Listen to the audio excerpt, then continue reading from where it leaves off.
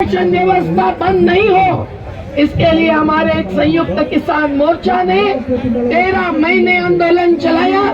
750 से ज्यादा शहीद हुए किसान, लेकिन वो कानून रोका, अत्यावश्यक वस्तु अधिनियम।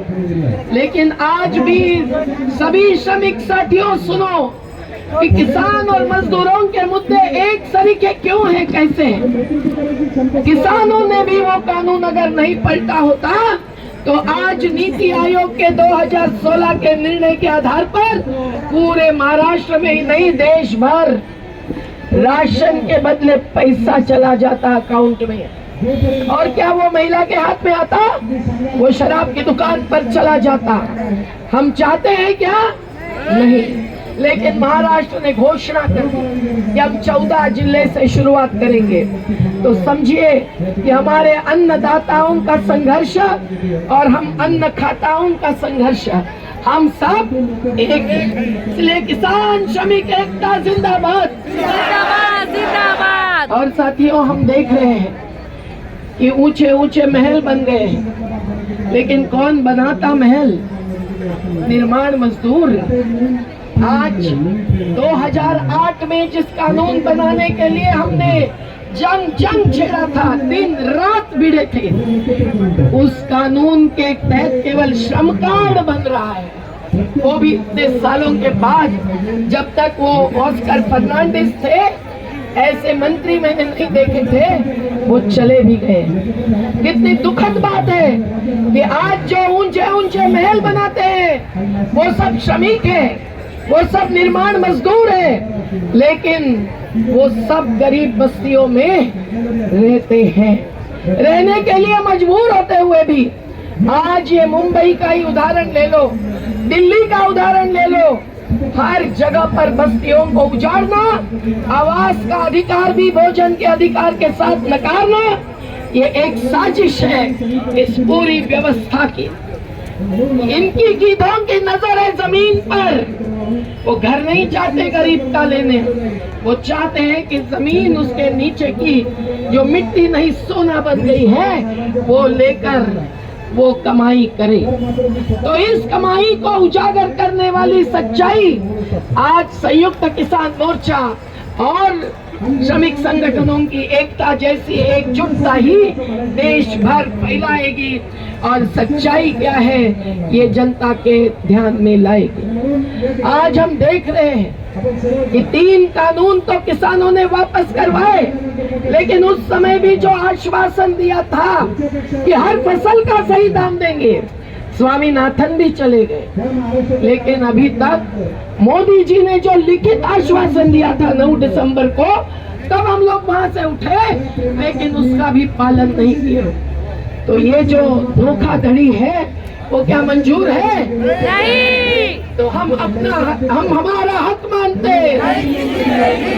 हम हमारा हक मानते नहीं, किसी से भीख मांगते। तो ये हक हमारा है।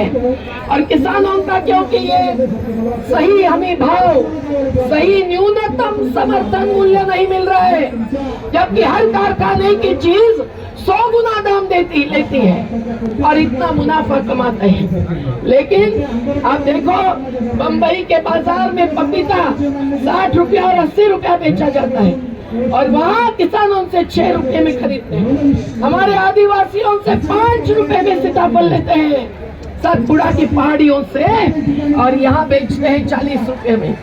तो ये जो गैर बराबरी है, इसमें जो बिचौलियों की लूट है साथियों, इस लूट को समझेंगे तो हम हमारा हक मांगेंगे।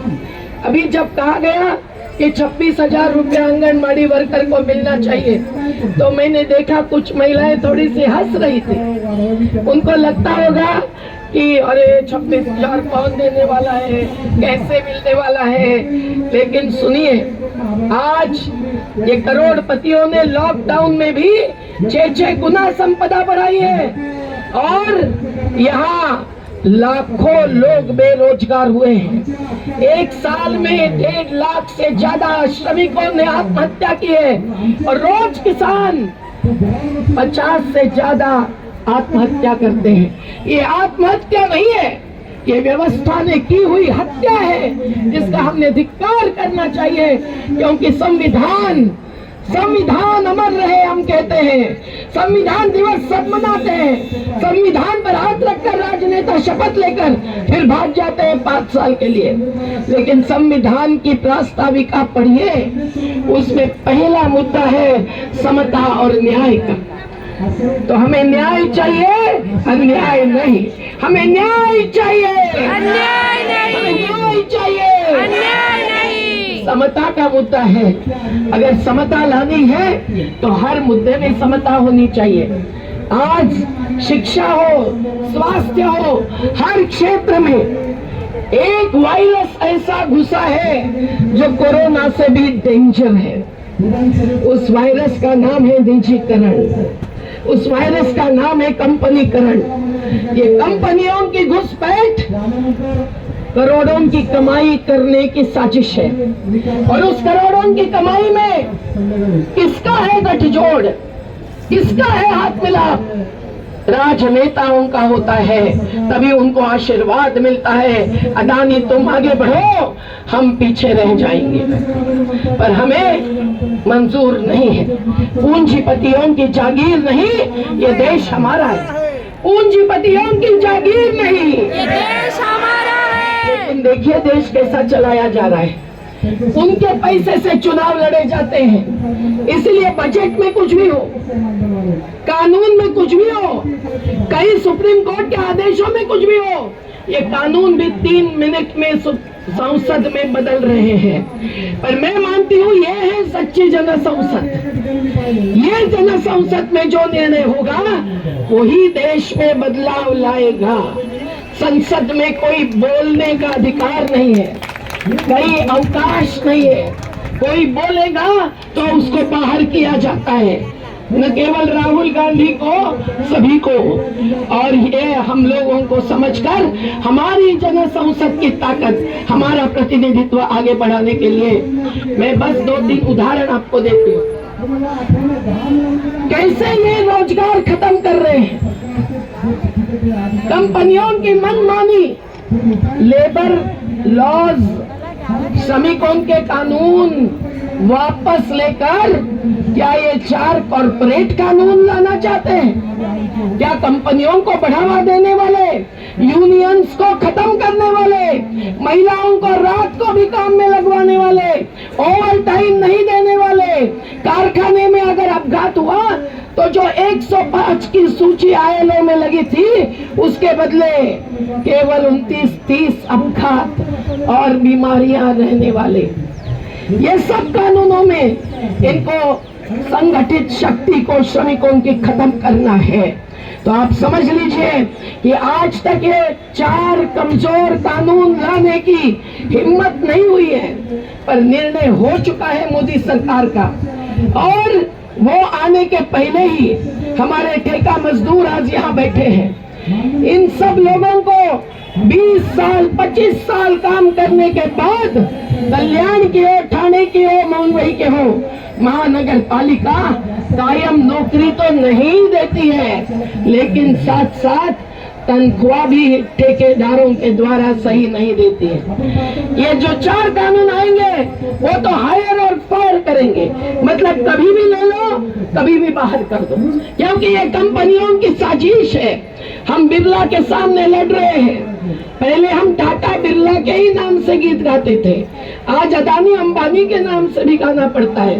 पर कोई भी हो, वो पुराने उनके खुद के दादा परदादा के पैसे नहीं रहे हैं। वो जब चाहिए मिल्स बेचते हैं, जब चाहिए मिल्स बेचते हैं, लेकिन क्या करते हैं, हजार श्रमिकों को, 3000 श्रमिकों को तत्काल बाहर करते हैं। पर हमारा संघर्ष जारी है। हम उनका झूठापन सिखाकर 4 साल तक मिल्स बंद होते हुए हमारी तनख्वाह 1000 श्रमिकों ने और स्टाफ ने लेते रहना हासिल किया है।